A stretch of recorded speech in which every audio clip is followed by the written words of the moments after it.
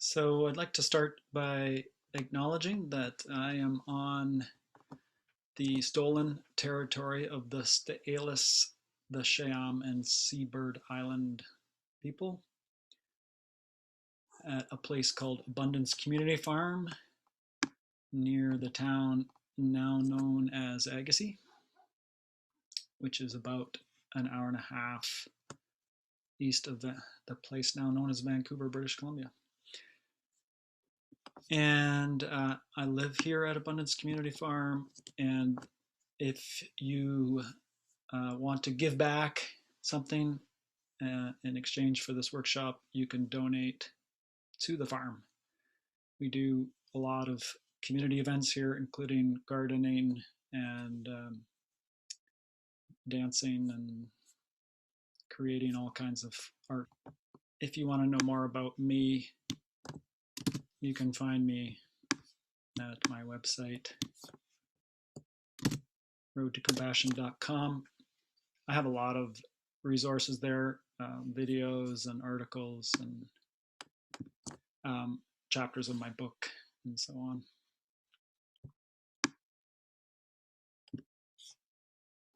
on. And there will be a place where you'll be invited to write some stuff out. So please get yourself something to write with. All right, so my goals for this workshop are to give you some good information and tools for de-escalating intense interactions and heated communication, for taking responsibility for your own upsets and strong emotions, and for speaking your truth without judgment or blame, and hopefully with a regulated nervous system. But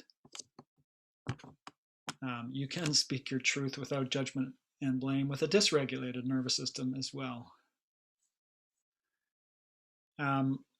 Take care of yourself. There will be 1 or 2 breakout sessions. You don't have to join them if you don't feel like it. You don't have to share anything that you don't feel comfortable sharing. So participate in a way that feels right for you.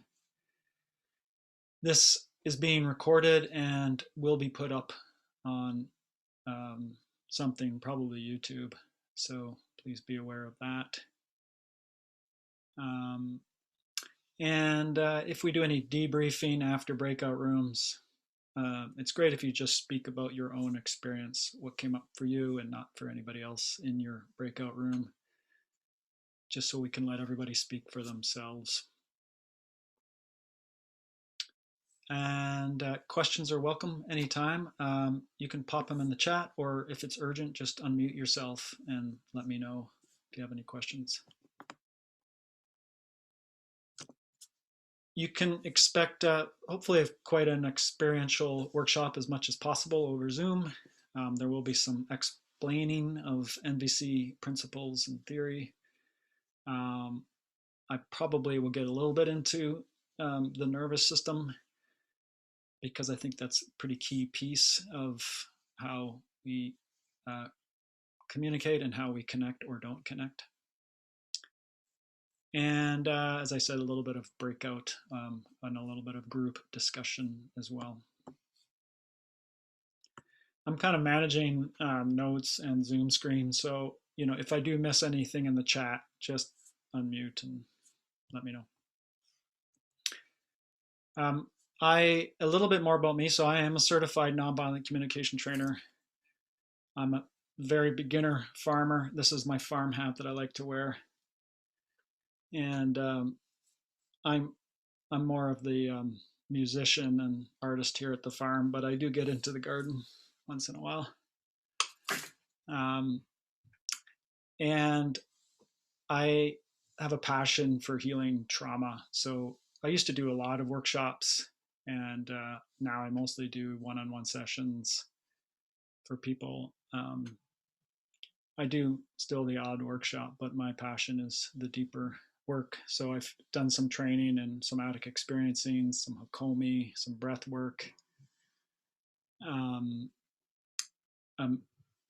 I've written a book about attachment theory and interpersonal neurobiology and how they complement nonviolent communication. So I've just, it's my life's work. I've done a lot of training, a lot of reading, a lot of writing, and a lot of experimenting. And I'm a musician. And while I'm thinking of it, I'm really doing a lot of sound healing journeys these days, and I'm doing one on Sunday. And it's also by donation over Zoom. So if you're interested in that, just look on my online events on my website. Okay, so nonviolent communication, here we go. It's developed by Marshall Rosenberg, passed away maybe 7-ish years ago, or roughly somewhere in there. And it's also known as compassionate communication, or NVC. And the website, if you want to learn more about things going on more internationally, is cnbc.org. Lots of good resources there. Lots of good YouTube videos with Marshall Rosenberg. He was a wonderful speaker and quite funny, quite entertaining, and so dedicated. For over 30 years, he was traveling the world, sharing nonviolent communication in a lot of very difficult, conflicted places. So the intention of nonviolent communication is to create more connection with yourself, and more connection with whomever you're relating to. And a key piece of creating connection, there's a few, but one of the key ones is taking responsibility for your emotions. So the first breakout room that we're going to do is a chat on what does it mean to you to take responsibility for your emotions. I'll write that in the chat.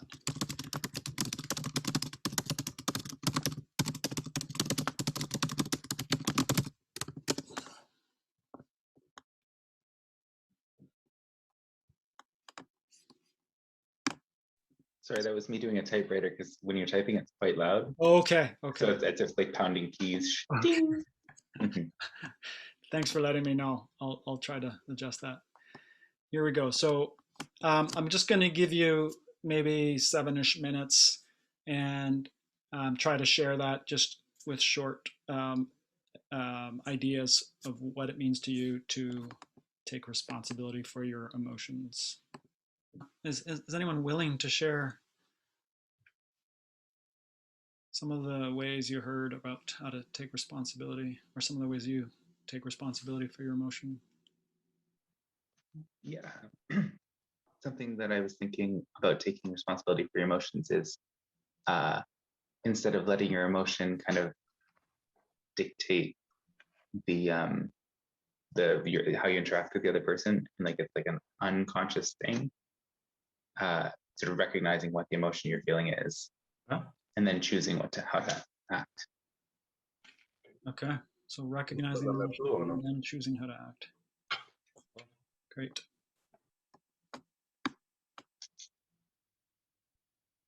Okay, thanks, Leon. I saw your note there. Anyone else? John, go ahead. Well, I was reflecting what came to me. There's the taking responsibility in the moment in the relationship, but I had this feeling like in the bigger picture, to take responsibility is to take care of myself. Maybe I need to get some counseling or self-care. I've got too much stress. Look after myself in whatever way I need to. Get some help so I can be more grounded and relaxed and resourced. Beautiful. I love it. That's a high level of responsibility there. Well, both are really. One more voice. Is there anyone else who wants to share? Yeah, Ariana. I'll do the debrief of my group. So my group talked about just really recognizing your emotions, like taking a moment and trying to just acknowledge them. And they identified different strategies, whether that's reflective journaling or simply, talking to a friend or leaning in on if you have a partner, that you can trust and you feel supported by. But at the same time, even if you have people in your network, really to take that time to recognize that it is up to oneself to do that work. Yeah, great. And the other piece that was mentioned is that sometimes the way we deal with our emotions is also, learned behaviors in our family. And the experience shared was, that it was Pendra, I believe, saying, culturally, it was the cultural practice was just to endure, right? And so sometimes we have those things work for us, and sometimes they no longer work for us. That's just my addition to it, but whether we choose to learn new ways to deal. Okay, great. So trying to overcome our upbringing and unhealthy or less effective ways of dealing with emotions.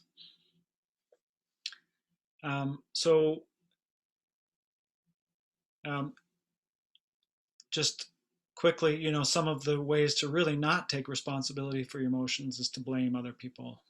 You make me feel it's your fault that I'm feeling this way. If you would just change, then I would not have to feel this way. Just a lot of outward focus on someone else or something else being the problem. So to me, there's a couple of key elements to really taking responsibility.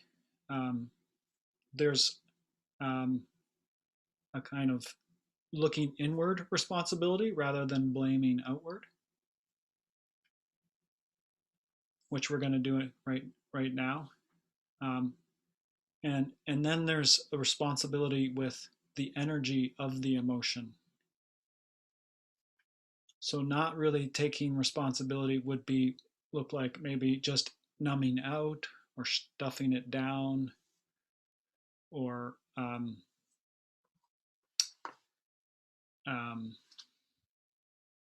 ignoring it and pretending it doesn't matter and so on. Or dumping it out onto whoever with a unhealthy expression of one kind or another. So let's look first at just switching the viewpoint from there's a problem out there to what's going on in here. So this is where pen and paper or your computer is helpful. So I want you to think of a situation that has presented a challenge for you at some time. And it could be a relationship challenge. It could be something going on in the government or your, whatever it is. Try not to pick a huge painful thing. We don't want to open up a ton of vulnerability here in a workshop. And we're going to start with just allowing the full unedited expression of that onto your paper or computer. So this would be like the judgments, the blaming, the labels, the shoulds, the fault finding. Let that out onto your paper. Just let it rip, unedited, uncensored. This is the stuff that you probably don't want to share with whoever's involved, but it's also part of what's going on inside your being. So just take a minute and write your rant. Now I want you to look at what you've written and try to pull out one observable piece of the situation that is difficult for you, that has no judgment, that has no so for example, let's say in my situation, someone didn't do what they said they were going to do, whatever that was. They were going to take out the garbage and the garbage is still there. That's an observable, as opposed to someone was being an idiot or being some kind of adjective or label. someone didn't meet me at the time that we agreed to meet. That's just an observable fact. If I can show some way that we had agreed to meet at a certain time, I can say, look, we didn't meet at that time, as opposed to whatever adjective label I would use to describe that person, which is not an observable fact, it's a judgment.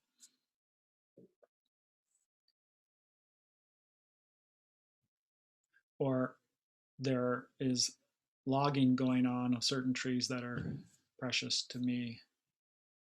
That's an observable fact. I can make all kinds of judgments about the people involved in doing it. I'm leaving those out, just observing, stating the fact of the thing that's really triggering for me. And if you're willing, only if you're willing, type your observable in the chat room so I can we can have some examples, and then I can check if it matches my definition of an observable. So there is a hierarchy of bodies in the world where people are awarded more or less based on value judgments. I wouldn't argue with that. So one of the tests of it's an observable is whether or not you can argue it. So to me, that passes the test. And it could get more specific if it needed to, but for now, that's a good enough example for me. For John, I'm seeing chores done late or kitchen left with dirty dishes and counters with food stuck on it. Yeah. Close enough for me. Some people get really nitpicky and say late is a judgment. So, it would be chores done after the agreed time. I can't emphasize enough that nonviolent communication is not about being perfect with your language. It's about trying for connection. So if you followed me around, you wouldn't always hear strict facts and observables coming out. But if things start to get tense and conflicted, then I start to hone down to specifics because I don't like arguing. I want to connect more than I want to argue. But I also don't want to walk around feeling like efforting so much to speak perfect nonviolent communication. That's just not fun for me. So that's my main approach. Is like, if I notice things are tensing up, I shift gears and get more precise with how I speak. Can I ask you a question, please? Please go ahead, Marianne. Okay. When you're talking about more connections, do you mean that searching for more like similarities in the conflicted situation, or finding some grounds that you can understand why that happened, and like being more like having more sympathy? What do you mean exactly more connection? Yeah, I love that question. So I'm going to answer that more and more as we go. But the short answer for now is that we feel more understanding, that each person involved feels like they've been more understood. Being understood is a huge part of what helps us feel connected. We don't feel judged. So I would say more empathy is the word I would use than sympathy. Okay. We feel like someone is not just understanding our experience, but there's a compassion for it or a care about it, instead of the right, wrong, blame, good, bad, perspective. Okay, thank you. Yeah. And then, from there, it's like I feel more relaxed in my body. I feel more open to the person. I want to spend more time with them. All of those things that tell you you're feeling more connected. Okay, so we've got a specific, so you got a list of probably upset writing there that has, probably some judgment and so on in it. And hopefully you've honed down to some observable. So when you get specific about an observable, you're making good use of your left hemisphere. Left hemisphere is good at picking out details and being specific. But then we want to check in with what's going on inside. So we're going to look for how are we feeling. Now feelings, we use the word feeling a lot when we're actually talking about thoughts. Like, I feel like you don't care about me. That's not a feeling in my body. That is an interpretation of your behavior. I'm saying, I think you don't care about me. So how might I feel? Just throw it in the chat there or speak it out. If I thought someone didn't care about me, how might I actually feel right here in my body? That has no interpretation of behavior.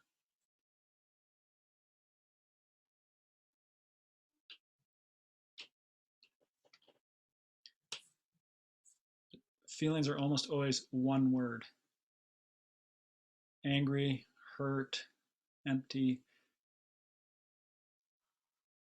Unimportant is pointing a little bit more to needs, I would say. I'll get to that in a second. Lonely, hurt, feel sad. So you can see one word. You're on good track if you're talking one word of your feelings. As soon as you use more than one word, you're probably in an interpretation. I feel like you're attacking me. And then there's one words that are still interpretations. I feel judged. That's your interpretation. You think they're judging you. Again, I am not arguing for perfect NVC. I'm arguing for things that have less, for approaches that have less argument, more connection.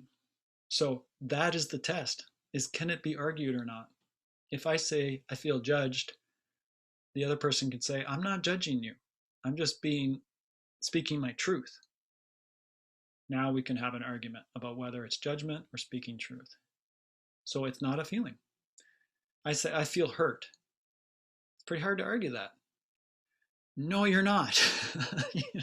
You could try to argue someone's experience. It's not likely going to happen. So I probably don't always use feeling words, but if things start to get tense and we get in an argument, boom, I hone in. Okay, let me really check. I feel sad. I feel hurt. I feel lonely. Some other ones, a lot of ED words. Attacked. I'm not attacking you, I'm being assertive. So that's an argument, it's not a feeling. If I feel attacked, I probably feel afraid. Judged, we already went through. I feel misunderstood. I'm not misunderstanding you, I get you, or I'm trying. Abandoned, I feel abandoned. I'm not abandoning you, I'm just taking space. Okay, we're arguing, it's not a feeling. I feel scared, I feel lonely, I feel vulnerable. So I'm looking for what's going to help. And generally, the more vulnerable the expression, the more connecting it is. It's pretty vulnerable to say I feel scared. It's less vulnerable to say I feel attacked by you. Because it's about them and it's putting it on them instead of opening up and say, oof, I feel kind of vulnerable here. I feel scared.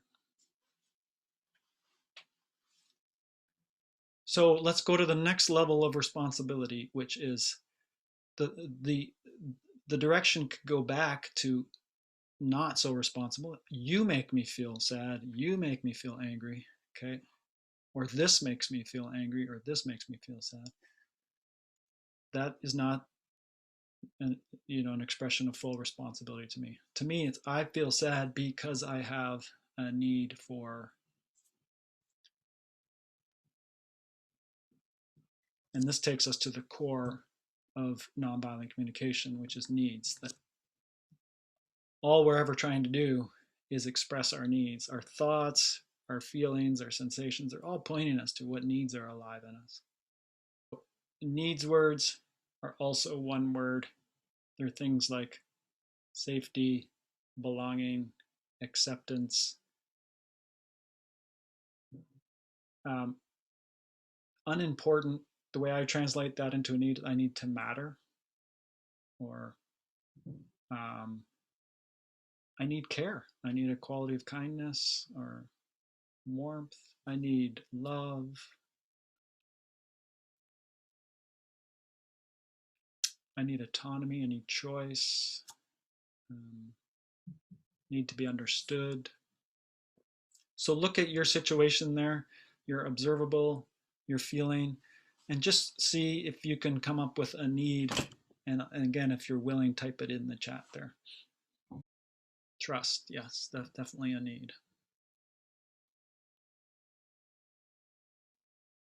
Validation. Attention. Yeah. So one of the key pieces about needs is their abstract qualities. Safety, collaboration, trust, some follow through, accountability, some reliability. As soon as you start talking about specific actions or outcomes, you're not talking about needs anymore. Those are your requests, or those are your strategies to meet your needs. To be understood, yes. So if I were to say, I need you to understand me, that would not be a need, that would be your strategy. I would like you to understand me. That would meet my need to be understood.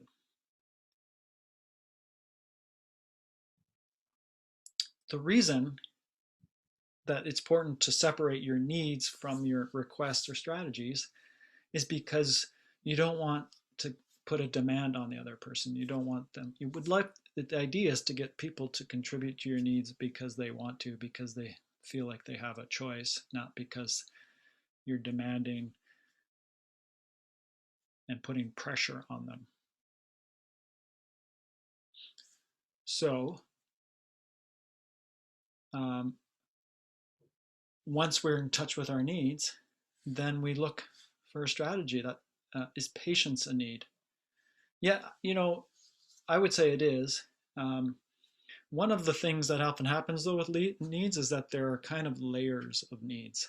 And the way to see if there's a deeper need is to say, if you had patience, would that meet a deeper need? And maybe it wouldn't. Maybe patience is just a need. But maybe patience leads to clarity or peace or something like that.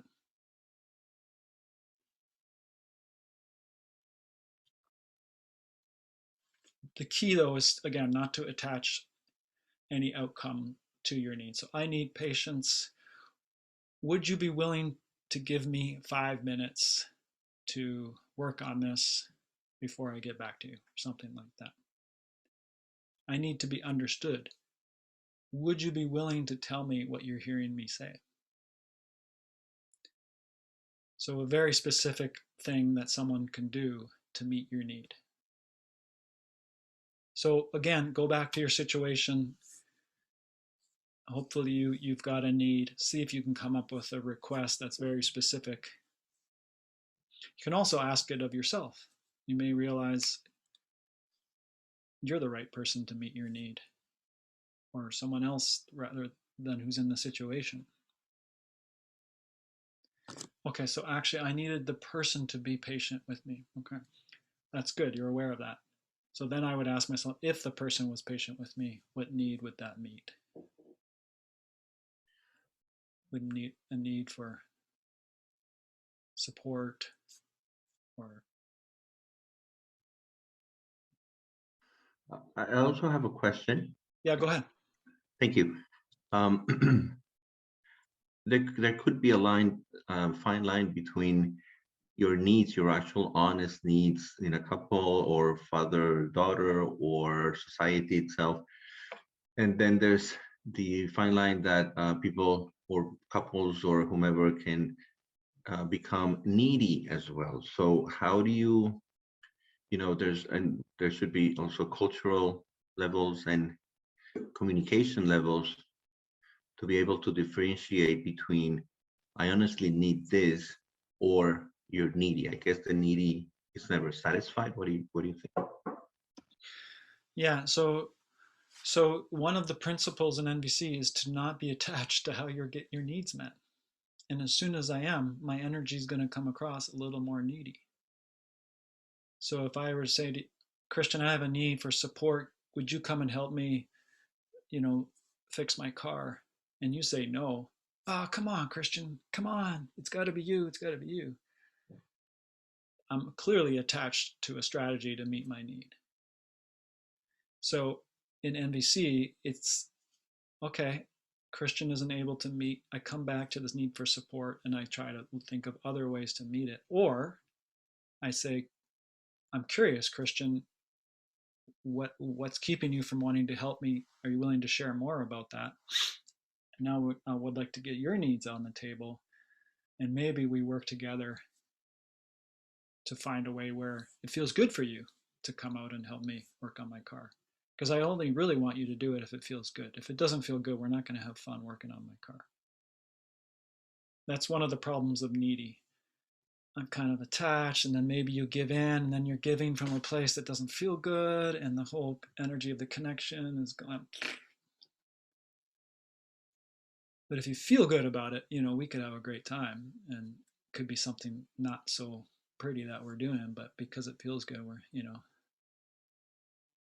shoveling manure and having a great time.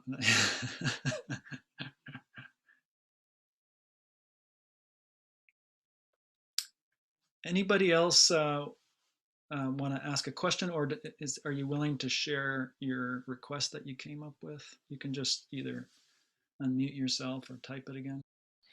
Yeah, I wrote, would you be willing to reread over our agreement and say if you're still committed? Okay. Like in a situation where you have an agreement, a written agreement. Yeah. Um, Sounds very specific and doable. Yeah. mm-hmm. Would you be willing to reread our agreement and see if you're still willing to commit to it? Yeah. I was going to say something very much along the same lines as John. So Okay. thanks for putting into words. All right. Okay. So what we're talking about here is what I call action requests. They're things they're actions people can take to meet needs. The other type of request is a connection request. A connection request is to seek for connection, more connection before the actions are taken. And a connection request, basically there's two main ones. So I notice the chores didn't get done on the agreed time at the agreed time. I'm feeling frustrated. I have a need for some reliability. What's going on for you when you hear this from me? So instead of here's what I want to see happen, I want to hear what's going on for you first. And then based on that, it might change my request, or we might work on a solution together. Connection requests are really awesome when things are the more tense and difficult, because there's just more care. Obviously, you're not just there's something called the NVC dump. Perfect observation, feeling, need, request, and boom, there it is. And I don't really care what's going on for you, but I spoke perfect NVC, so you should do it. And the person doesn't do it, and then they say NVC doesn't work. Yeah, well, NVC is not about perfect language, it's about connection. And if the other person doesn't feel like what's going on for them matters, there's not going to be a lot of connection. It's just a type of language for trying to get your way.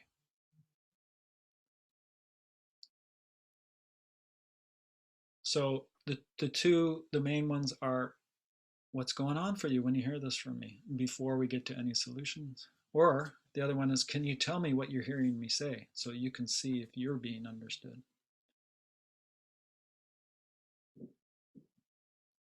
Yeah, it's empathy as well. It's basically empathy. Yeah. Can you repeat the two again? What's going on for you? When you hear me say this. So what the whole thing would be, you didn't do the thing you agreed to. I'm feeling frustrated. I have a need for trust. What's going on for you? right now hearing me say that? Or what's going on for you around not doing the thing? He said, I care. I want to know. I'm not just here to get my agenda. The other one is, you didn't do the thing. I'm frustrated. I have a need for trust. Can you tell me what you're hearing? I want to make sure I'm being understood here. Oh, you're criticizing me again. Okay, thanks for telling me what you heard. That's not what I want to be heard around. I'd like to try again. Basically, I want them to tell me back pretty close what I'm saying. I don't want an interpretation of it or a different spin on it.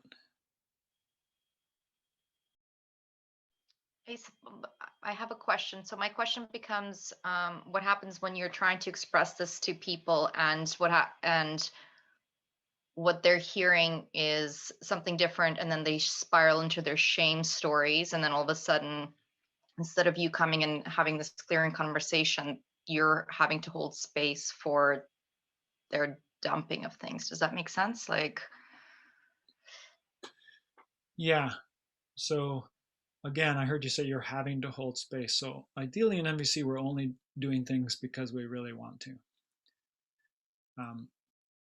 And of course, that situation makes it probably a little tougher to feel good about what you're doing and good about not doing it. So that's not an easy situation. Can you hold that question though? That's a little more of a higher level, but remind me if I don't get back to it. What I want to share now is coming back to in what we just did. The idea is actually not that we're imagining a conversation. The idea is that we're journaling. We're taking responsibility for our situation. So this is actually, oh, there's a hard thing going on. I really want to take responsibility for my part. I'm going to go and write out all the angry thoughts I have. Then I'm going to get a clear observation, a clear feeling, need, and a request.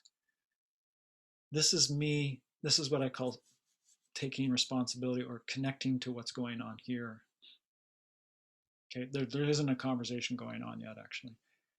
If you think of a tree, it's a symbol I often use. This would be the roots of the tree. What's going on inside, beneath the surface of my expression. Then the tree has two main limbs. So my elbows would kind of be like the roots in the ground. And then I have two main limbs. One is, and this is if I decide to go have a dialogue, I'm going to tell them what's going on for me with my perfect NVC. Or I'm going to listen with empathy to what's going on with them. And once you get somewhat skilled at MVC, it's back and forth. Here's what's going on for me. Let me listen now to what's going on for you. Here's more of what's going on for me. Let me listen more. All with the goal of less arguing, more connection, more understanding, more empathy, more let's work together to make sure this happens differently next time.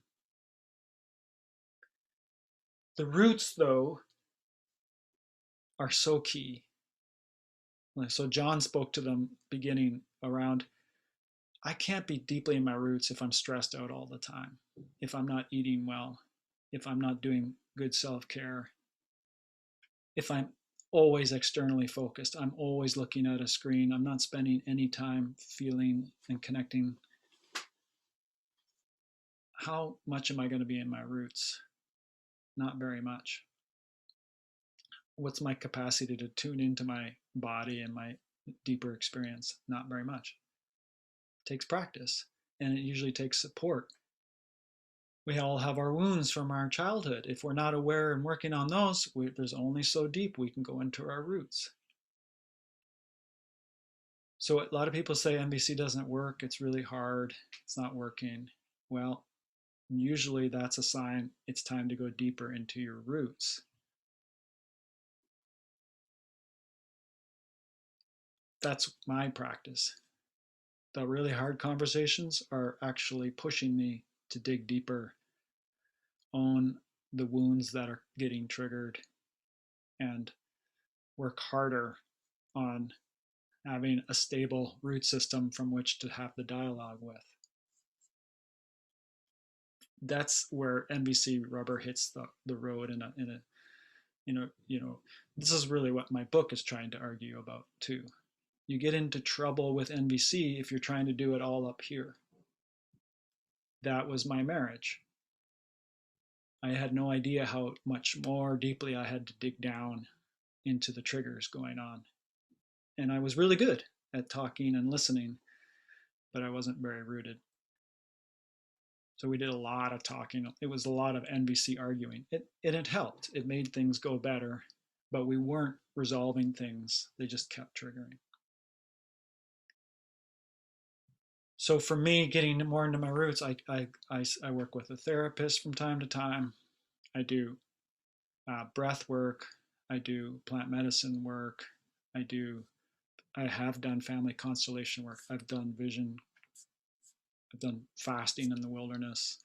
I've done all kinds of things to try to get as rooted as I can. And, whenever a relationship's going hard, sure, I'm using my dialogue tools, but I'm also looking at, okay, where's the next layer to dig for? And I can always tell when I reach it because something goes more easily on the outside. If something's stuck on the outside, it's so tempting to think it's just that person. I'm going to walk away from that person. Oh, there's another person. I'm going to get rid of that person. Damn it, there's another person. And then finally it's like, okay, there's another layer to dig into here. So the journaling is one piece of the whole digging process. Yeah. Let's do another breakout. And this time, what are the ways that you feel comfortable to share that you work with your stronger emotions and triggers? What are the ways? So one of the ways that's available is journaling. That's a useful process for. But if you have a lot of strong emotions going on and there's childhood triggers coming up, journaling's not going to get you as far as you need to go, probably. So the question that you're invited to share about is, what are some of the ways that you've experienced or experimented with that help you work with more intensity of emotion? Anybody want to share out loud or in the chat, what are some of the ways that you work with stronger emotions? Some people, yeah.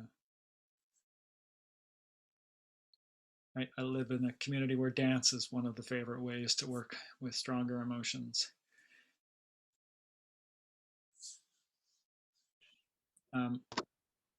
Yeah, I can share if. Yeah, go ahead. Yeah. I just mentioned that journaling is a huge part. Still, if the emotions are intense, for me, because it's one of the activities that I do every day. Okay. Constantly. Yeah. And this is the best way for me personally to deal with intense emotions. Okay. Also, painting is something that I would do sometimes. Oh, nice. The expression of colors and shapes and lines. Also, just recently, I have discovered tarot cards. Oh. So when something is really intense, I just start taking a card, look at the images and the symbols in the card, and try to make my own story based on the intensity of the emotions. And I start writing stories about the card. And then the intuition helps really interesting things come out, Okay. the things that I was not aware of.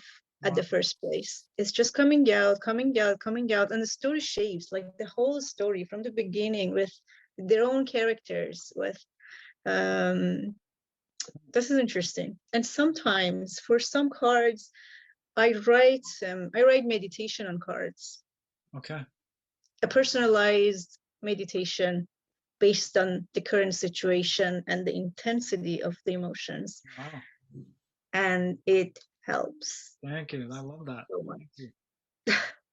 I've never heard of that. I really love it though. Thank you, Miriam. Anybody else? I like to pray or go for a drive, Okay. long drive by myself, just to if I'm in an intense situation and just break out on my own to before I come back to the situation to more calm. Yeah, absolutely. Just taking some space, just that alone can really help. Three of the go-tos that you can try that are always worth trying: breath.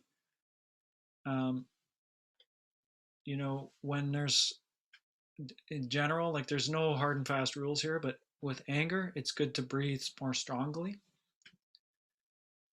With fear, it's good to breathe. Long exhale is calming for the nervous system.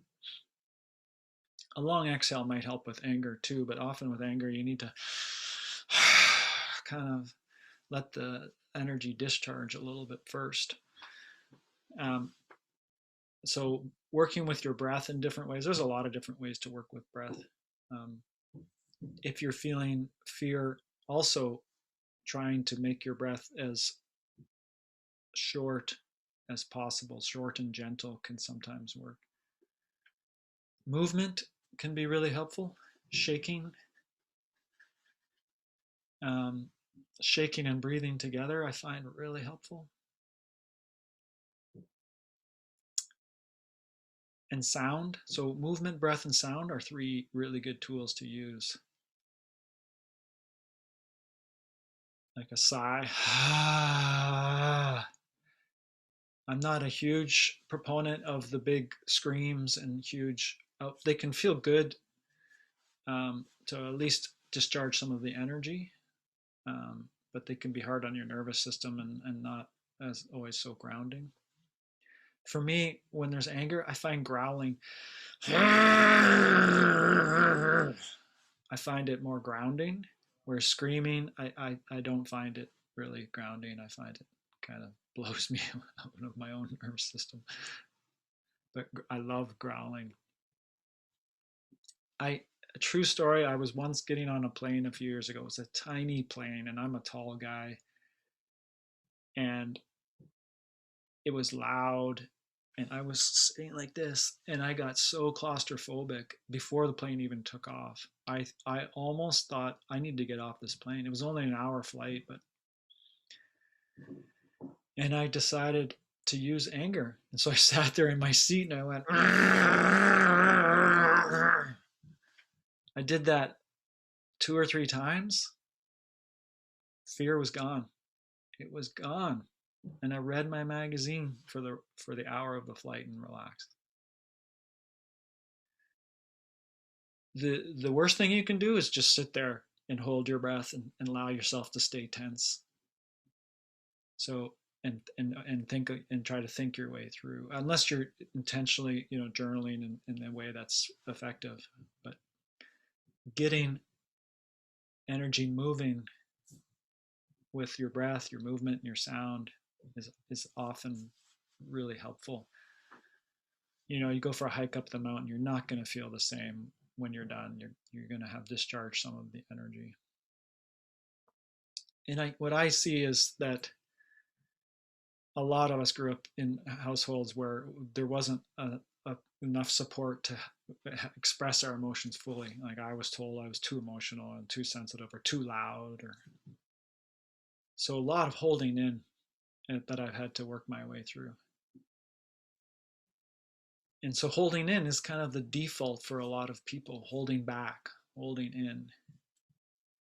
And when you do that, you're kind of left with then just trying to think it through.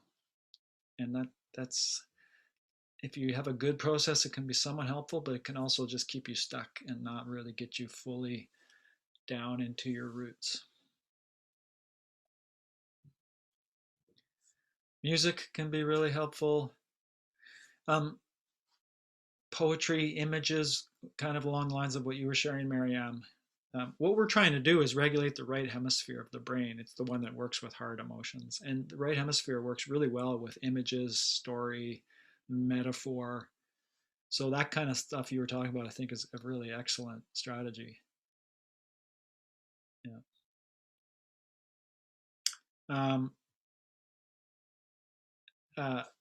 Getting support is a really good option, knowing that you don't need to do it all on your own.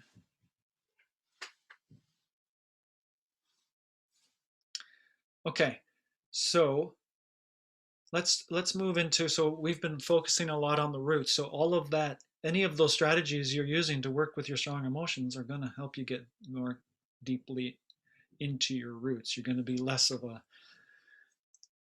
tree that's getting knocked around by the weather and more solid because you're letting the storm move through you.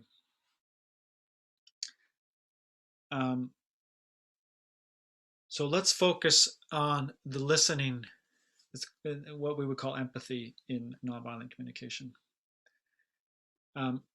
So one of the goals I had for this workshop is to give you tools for taking responsibility for your own upsets and emotions. So that's where we've been so far. Now it's, how can I de-escalate a tense situation with another person?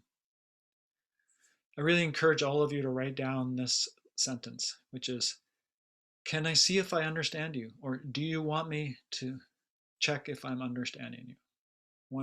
Something in that realm. Usually I say, can I see if I understand you right now?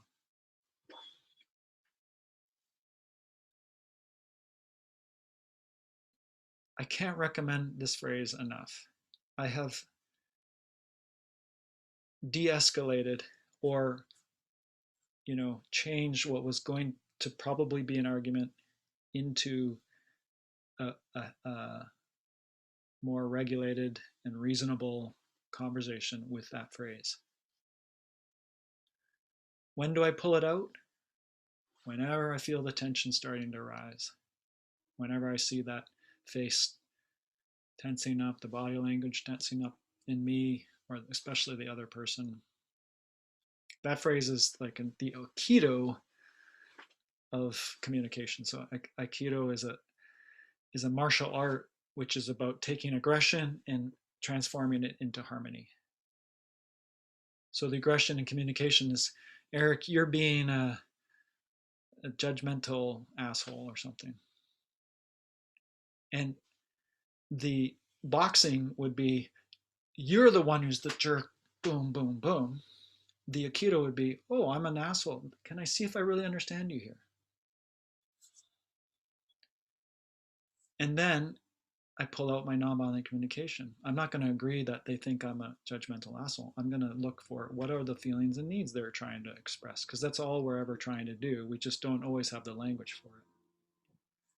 So are you feeling angry? Do you have a need for some respect, some understanding? Do you have a need for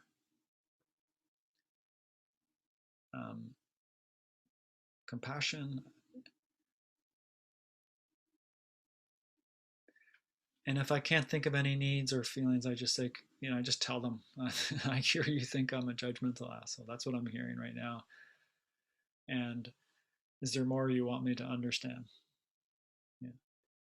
But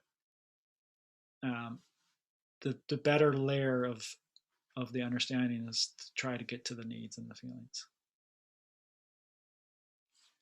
And again, I'm aiming for connection here. So if I'm with a person who I don't think is really comfortable in the feeling realm, I just go for needs. I've never had anyone uncomfortable when I say, it sounds like respect is really important to you, which is kind of a more informal, natural way of saying, do you have a need for respect? So I won't even use the word need or feeling. If I'm with someone who's just, they're upset, but they're not into any kind of emotional relationship or any kind of real vulnerability. Can I ask you a question, Yeah, please? please. Well, when somebody, let's say, call you an asshole, and then you try to be more connected with them, did you already deal with the emotion that word like make inside you? Like, you mean that you don't get angry or upset or Never. humiliated or do you deal with that at the same time when Yeah. you recognize that, okay, yes, I'm an asshole, then let's see that if I can hear you well? So that's a What's great question. That's a great question. Yeah. So in the example I gave, it's the perfect world where I'm at my best self. There are times where it actually just happened last weekend that there was some pretty strong energy coming at me. I wasn't a Buddha inside, but I had enough wherewithal to just stay calm and I said, would you like me to tell you what I'm hearing? And, that person knows the process. So it was a little easier in that situation. For sure, there are other times where I get triggered and I just react and attack or defend or whatever. So I haven't mastered this thing that I'm teaching. If I do react, it's a sign that, oh, I need to get back to my roots. This is hard stuff. Don't get me wrong. This is hard stuff. I've been at it for 15 years, and there are times where I'm not like, flailing away. But I'm very committed to trying again. I don't ask myself to be perfect. I ask myself to just keep trying. And usually before I try again, I do some work to go deeper into my roots. So I feel very good about my effort to keep trying. I feel sometimes embarrassed about how it goes in the moment when I'm caught off guard. Yeah. Thank you. Some of the best, most rewarding experiences, though, of when I've been grounded in the midst of someone coming at me, and I'm able to stay and listen, and I can just see their body language soften and relax, and we actually end up forming a better connection because of it's. That's the power of empathy.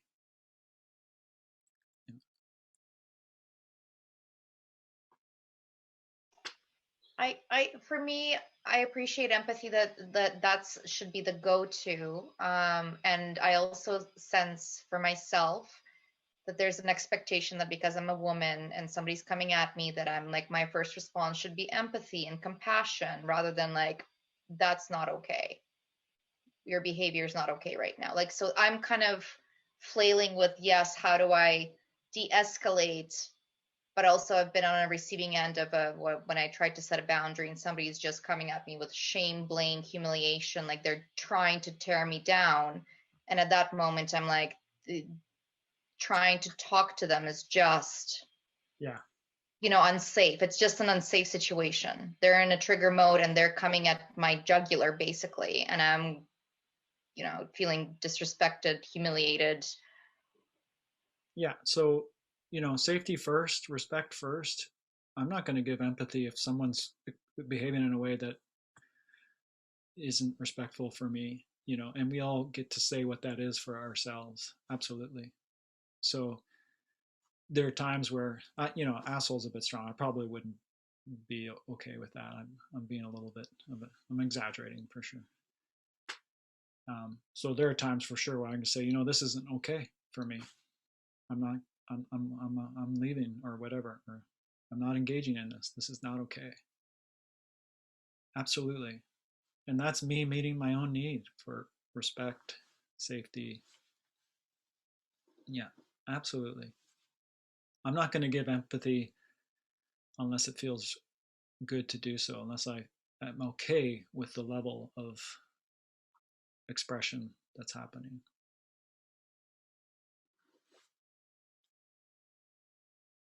So the can I see if I understand you isn't going to be my response if someone is crossing the line for me. It's going to be this is not some version of this is not okay. Yeah. And I'm a big believer in support.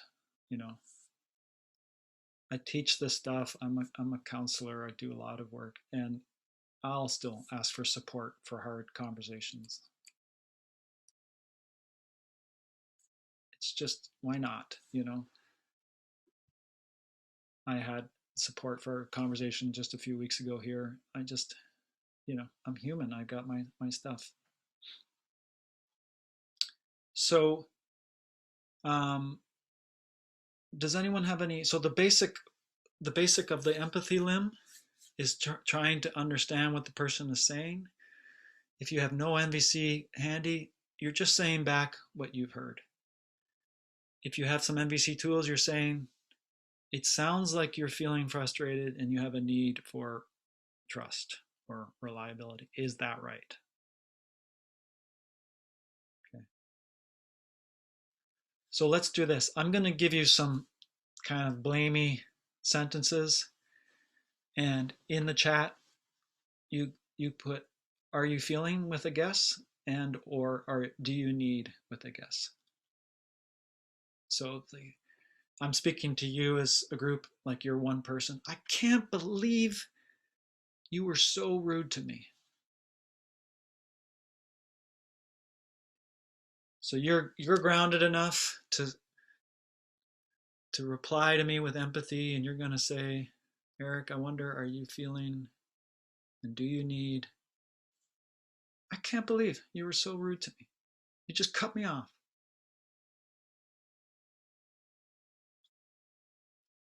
Are you feeling disrespected? So respect is my need. Yes, I have a need for respect. Are you feeling hurt? Well, it doesn't quite feel like hurt, but it's a good guess. All you need to do is guess with empathy. It's not a test. So I say, wow, thank you. You know, I'm not feeling hurt. I'm actually feeling something closer to anger. Yeah. I can't believe you cut me off. I was trying to make a point to the whole group and you just jumped in. So something feels like it's closer to anger. But I can't stress this enough. The point is just to try and put your guess out. The effort will matter as much as whether the. Can anyone else think of another need besides respect? Every time I try to make a point and explain something, you have to jump in and add your 2 cents.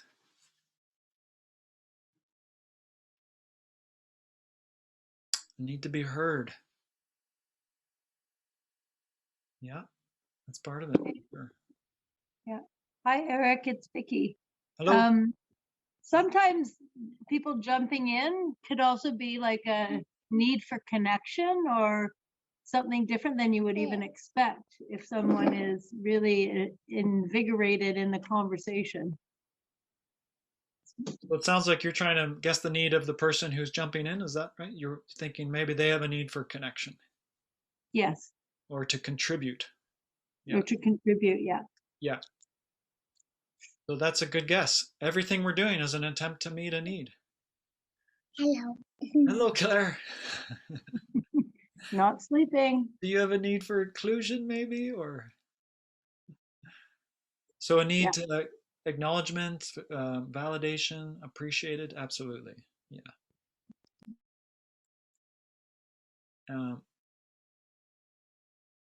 A need for expression. So let me give you another one. I was really counting on you being there. You know, we had a whole plan in place. I did a whole bunch of things to make this work, and you didn't show up.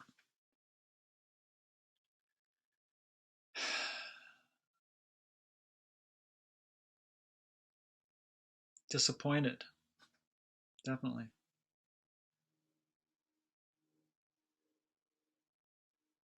So abandon is one of those ED words that's an interpretation of the behavior. So if I think I'm being abandoned, I might feel disappointed. Need for appreciation, a need for trust for sure. Appreciation is maybe not quite there. Follow through, clear communication, feeling hurt. Let me say it again. There's another need I'm looking for here. Trust, I think, is one of the big ones, but support, there it is. Yeah, there was a lot. We had this whole plan, and that's why I asked you to be there. I can't believe you didn't show up. Yeah. So I can feel a need to matter, for trust, that support, the reliability. Yeah. Appreciation to me would be more like, man, I put so much effort into that, helping you move the whole weekend, and I didn't hear anything about it. All I heard was you telling me what to do all weekend, and then we said goodbye. Wow, that was 2 long days. It wasn't even pizza. So that's where it's like, I need some appreciation, some acknowledgement. Yeah. Okay. So there are 2 contexts of empathy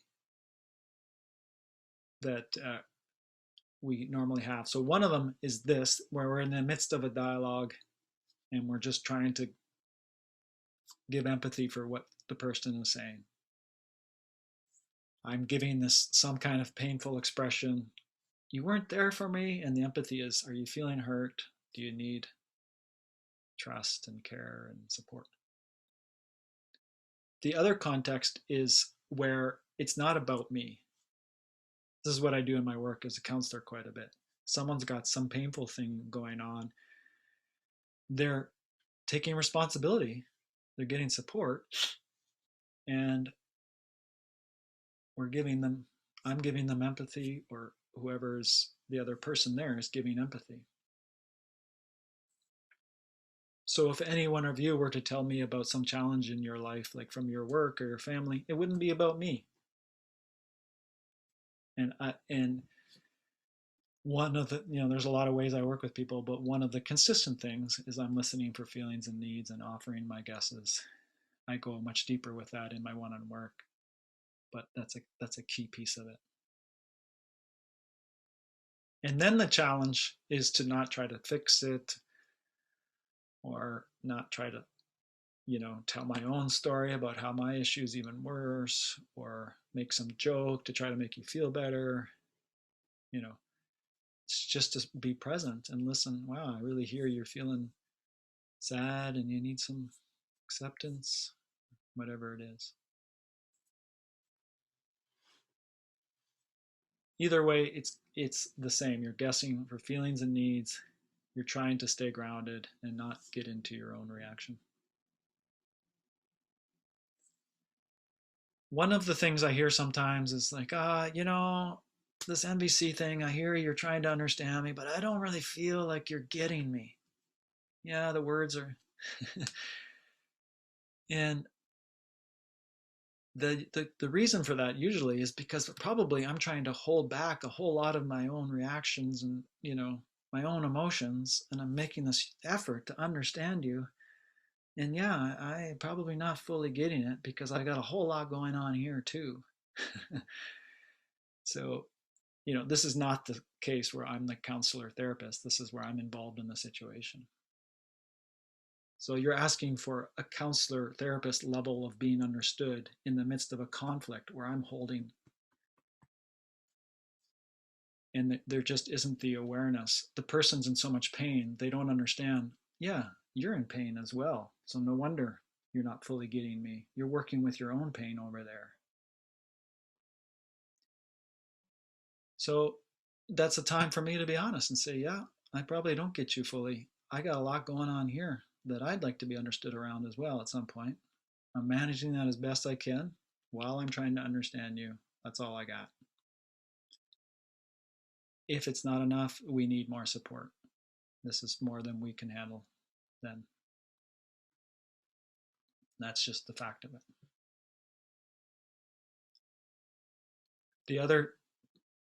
Sometimes the other complaint I hear about NVC is like, oh, they're so careful with the words, but I don't hear the full expression. I can't really hear or feel what you're. That's not the problem of NVC. That's the problem of the person's capacity to be really vulnerable and open with their emotions. You know, it's a hard thing to be fully expressive and fully responsible at the same time, given, you know, the wounding and childhood stuff we've had and all of it. Okay, actually, what I'm going to do is I'm going to put you in breakout groups one more time. And I just want you to each share a little bit of what's standing out for you so far. What's some of the key pieces that you're taking away? What are you sitting with? How's it landing for you? So I'm going to attempt to answer your earlier question, Ala, and then I'm going to share a little bit more about the brain, and then we'll close up here. And also I'll take any last questions that people have. So Ala, I think you asked what happens when you express your honesty, and then there's this huge shame reaction that they kind of spiral into, and then you feel like your only choice is to hold space for them and help them through the shame. You know, so I don't want to take, you know, there's all kinds of answers, but the one I would give is I'm a big believer in talking about conflict when you're not in conflict and creating a plan for how you're going to deal with your conflict. That's what we have here at the farm. So, you know, if this person, if that makes sense, it doesn't always make sense, but if you're ever with a partner or a family or a workplace, you can always open up the conversation of like, how do you want to work with our conflict, right? Nobody ever did that in my family. No one in my mom and dad never said, hey, let's talk about how we're going to do conflict. They just decided based on their experience that it's going to be punishment and, you know, reward system. You're bad, you get punished. You're good, you get rewarded. But now we're adults, so we can always open up that conversation and create a plan together. So here's what I would like to do when we get into a triggered situation. How does that feel for you? Okay, you want to do it a little bit that way. And then when the triggered situation happens, hopefully you both have the wherewithal, one of you, to say, hey, let's try that thing that we planned. Now you hopefully are working together to work through the conflict, and you're not just winging it and, you know, you're well taking responsibility for it. The essence of what we do here at the farm is we have one person speak, the other one listens, then the other person speaks and the first person listens. Then the first person speaks again and this person listens, and then speak, listen, speak, listen. That's all it is until each person's satisfied they've been understood. And I'm kind of laughing because it really is that simple, but it's hard because you need to hold your stuff until it's your turn and really focus on what they're trying to say. There's sometimes the support person who's maybe helping to pull out the needs. And it feels kind of frustrating and formulaic, but it's serving the purpose of less argument, less trigger, less explosion. If you don't have that context, you could at least set it up as much as possible before you have the discussion. Hey, Ala, I want to talk to you about something that's a little bit vulnerable, but I want you to know my goal is for each of us to be understood. I'm not here to punish, or I'm not here to criticize and judge. So what I'd like is if I could just tell you some part of it, you tell me back, you know, and just set it up beforehand, help them feel as safe as possible before you start. Make sure it's the right time, all of those things. Set yourself up both of you up for success. That's the short answer I have for now. You're basically trying to create as much safety and collaboration and shared responsibility for the process.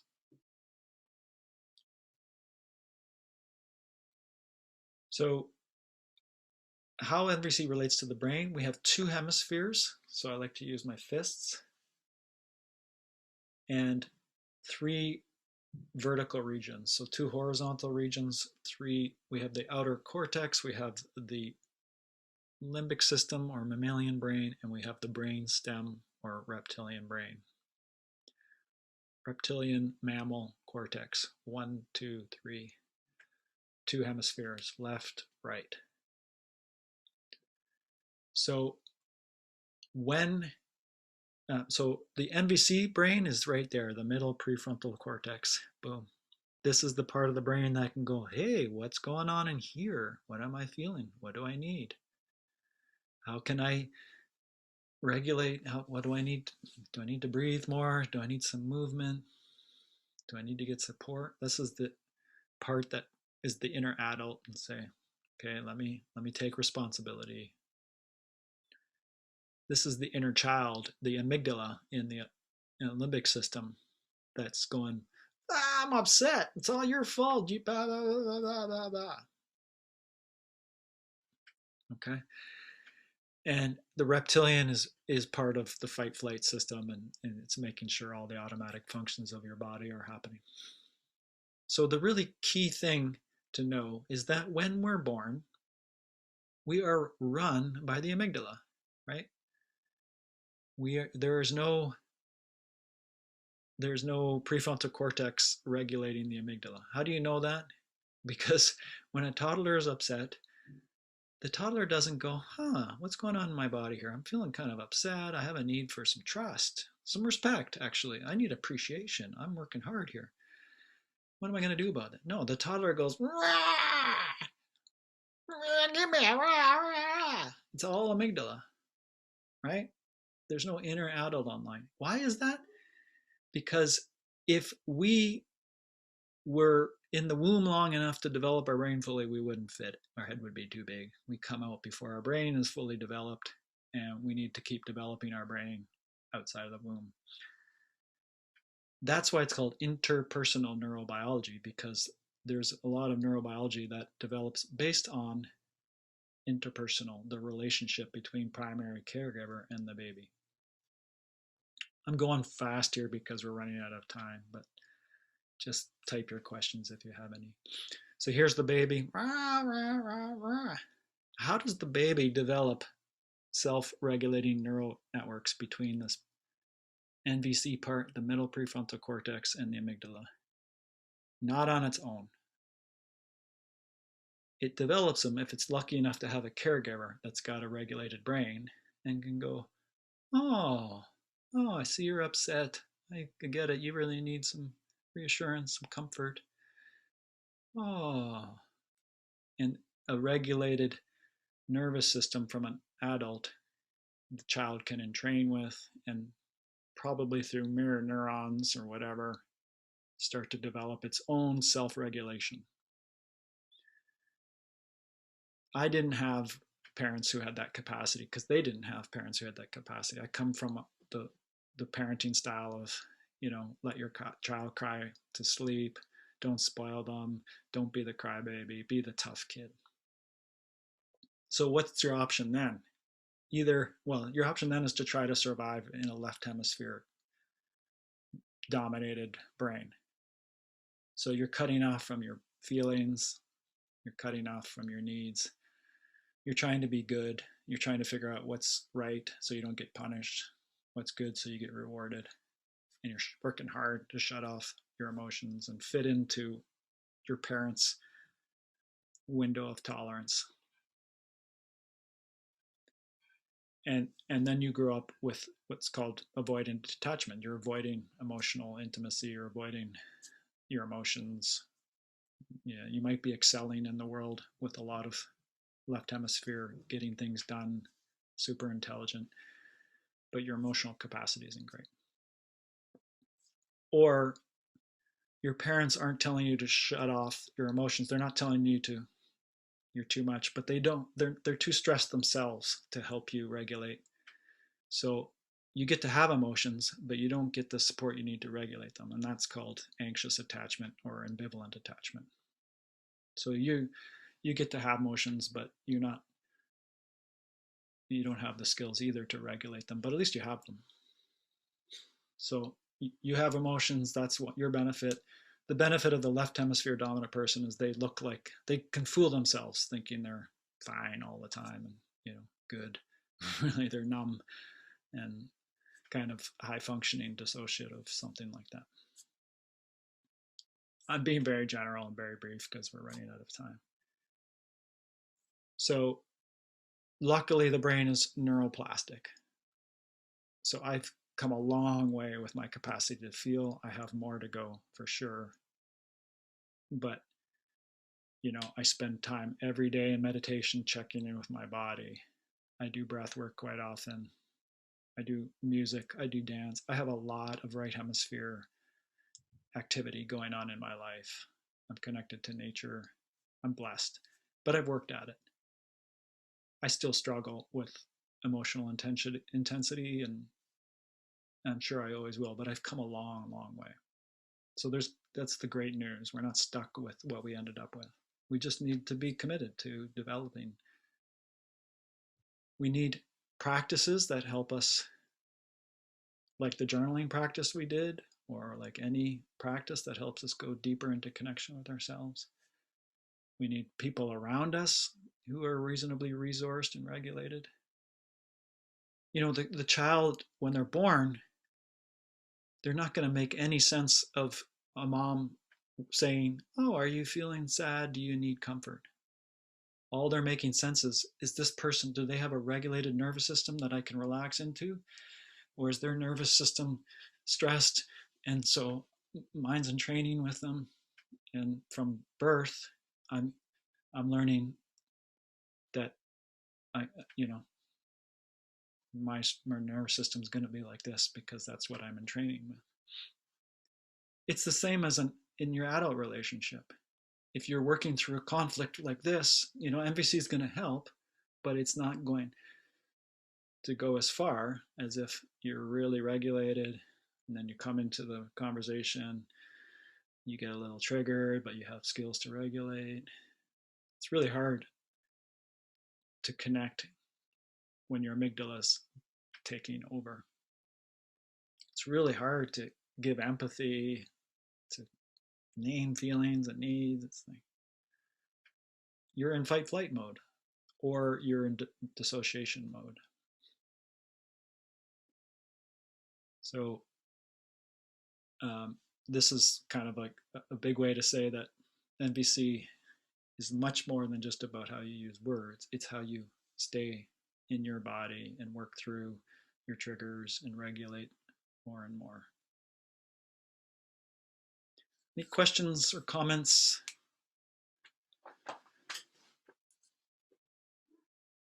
Isn't that sweet, the brain hug for the baby? Oh, I've got you. I got you. Yeah.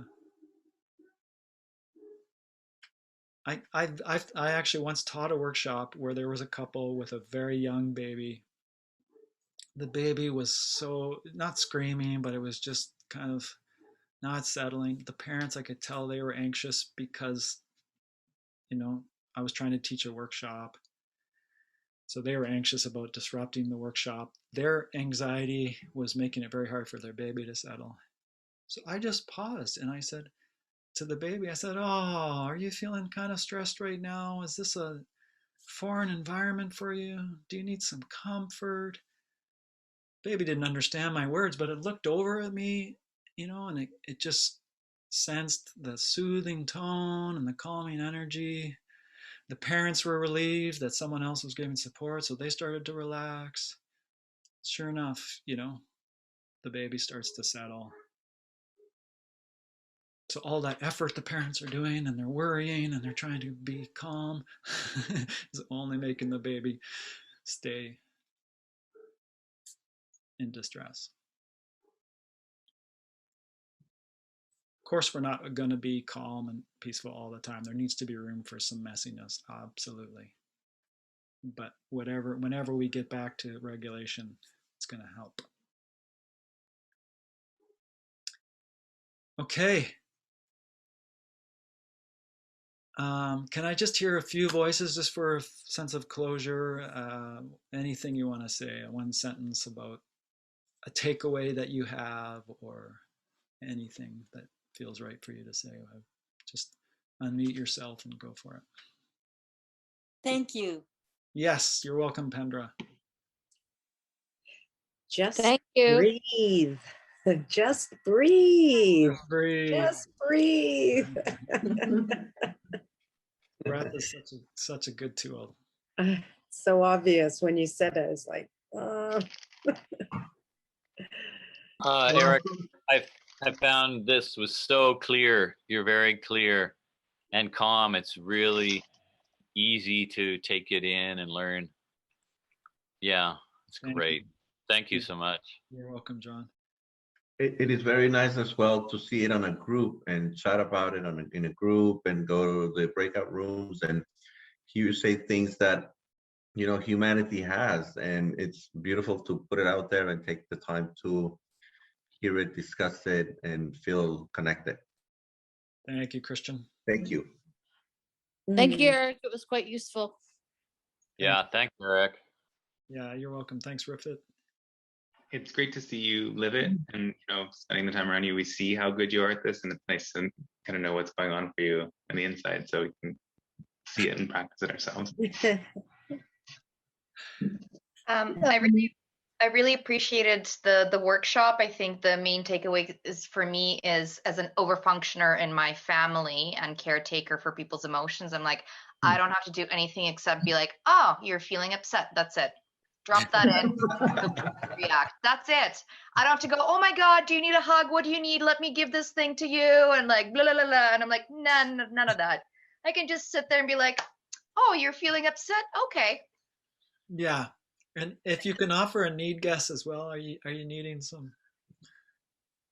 But I don't have to take an action to do something or to fix them or soothe them in any way. If that's not your responsibility, that's for sure. Yeah.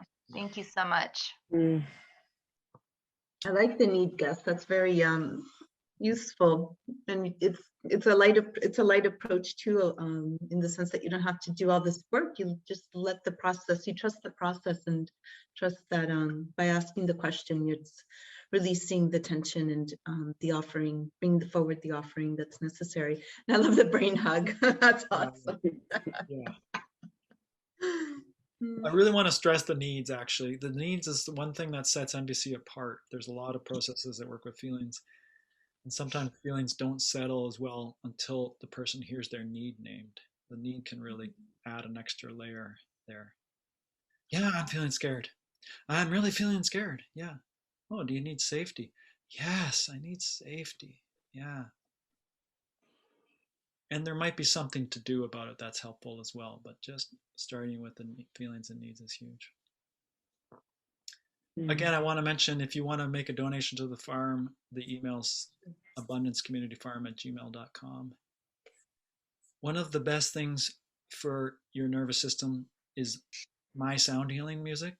And you can experience that on Sunday if you like. It's also by donation. That's me giving just from such a place of joy. So it would be a gift for me if you were able to show up. And again, if you want extra handouts and things we covered, send me an email. If you really want to dive in, really my book is probably the best one out there. It's the only one out there I know of that combines NVC, attachment theory, interpersonal neurobiology. So, what's the title of your book?